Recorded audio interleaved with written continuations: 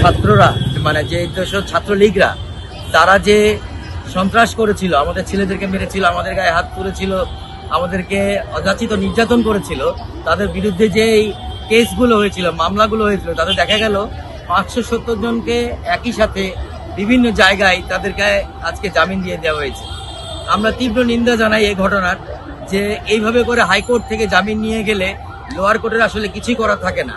এটা খুব স্বাভাবিক একটা বিষয়। আমাদের দেশের প্রধান যে প্রবলেম আমাদের দুর্নীতির, সেটা হচ্ছে আমাদের এই বিচার ব্যবস্থা। বিচার ব্যবস্থা যতদিন পৃথকীকরণ না হবে, স্বতন্ত্র না করা হবে, ততদিন পর্যন্ত এই সমস্যাগুলো চলতে থাকে। আমরা আশা করেছিলাম যে এই ইন্টারিম গভর্নমেন্ট এসে প্রথমেই এই বিচার ব্যবস্থাকে স্বতন্ত্র ঘোষণা করবে এবং পৃথকীকরণ করবে।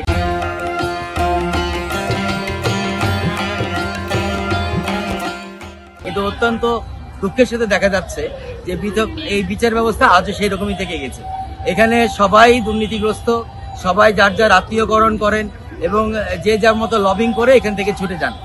আজকে এই 570 জন আসামি যখন এইভাবে বিনা বিচারে জামিনে ছুটে যায় এবং আরেক দিকে দেখা যায় যে আওয়ামী লীগ নিষিদ্ধ, আওয়ামী লীগের যেই কর্মসূচি তাদের নিষিদ্ধ ঘোষণা করা আছে, তারা বিভিন্ন জায়গায় 35টা জায়গাতে তারা আজকে ঝটিকা মিছিল করেছে। এই সাহসটা তারা দেখিয়েছে।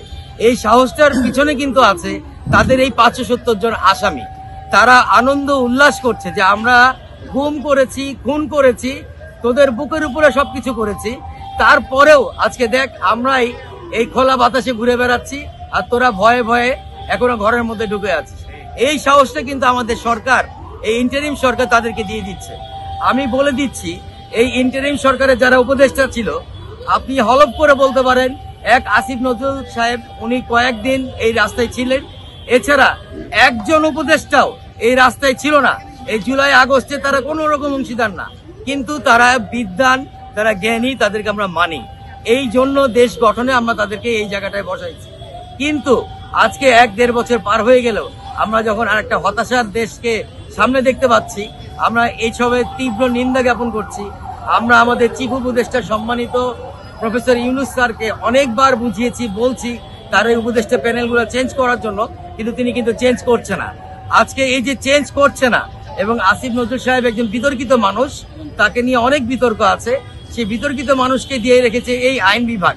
এবং আইন বিভাগ কিন্তু আসলে দৃশ্যত কার্যত কোনো কাজ এমন কিছু করে নাই যে আমরা বলতে পারবো সংস্কার হয়েছে। আমরা এখনো দেখি সেই মান্ধাতা আমলের, আওয়ামী লীগ আমলের বিচার বিভাগ যেভাবে চলছিল, আজকেও বিচার বিভাগ এবং অন্যান্য বিভাগগুলো সেভাবেই চলছে। আরেকটা বিষয়ের দিকে আমি আপনাদের দৃষ্টি আকর্ষণ করতে চাই এবং এই উপদেষ্টা প্যানেলের দৃষ্টি আকর্ষণ করতে চাই। ভারত আমাদেরকে দীর্ঘদিন থেকে, মানে 5ই আগস্টের পর থেকে আমাদেরকে কোনো রকম ভিসা দিচ্ছে না, অথচ বাংলাদেশের 64টা জেলায় ভারতের visa processing agency, visa processing office এবং হাই কমিশনার অবস্থিত করছে। এই যে অবস্থান করছে, আসলে ভারত কি উদ্দেশ্যে এই 64 জেলায় আমাদের বুকের উপরে তাদের পা গেড়ে বসে আছে? আসলে আমাদের মনে হয় তারা এই জায়গা থেকে তাদের রয়ের সংগঠনের সমস্ত কার্যক্রম চালাচ্ছে এবং আমাদের প্রত্যেকটা নিউজ, প্রত্যেকটা ইনফরমেশন ভারতের কাছে এই 64 জেলায় এই হাই কমিশনগুলো পুঙ্খানুরূপে পৌঁছে দিচ্ছে। এবং আজকে যে আগুন নাশকতা দেখছেন, আজকে যে বিভিন্ন রকম বাংলাদেশের নাশকতা দেখছেন, এগুলোর পিছনে এরাই দায়ী। আমি অবিলম্বে এইসব 64টি জেলার এই ভারতীয় হাই কমিশন এবং ভিসা প্রসেসিং ইনস্টিটিউটকে বন্ধ করার জন্য আহ্বান জানাচ্ছি, সরকারের দৃষ্টি আকর্ষণ করছি। সরকার যদি এইসব ব্যাপারে ব্যবস্থা না নেয়, আমরা আবার এই মাঠে নামতে বাধ্য হব। আমরা আসলে এখনো জেগে আছি, আমরা ঘুমিয়ে পড়িনি। ধন্যবাদ।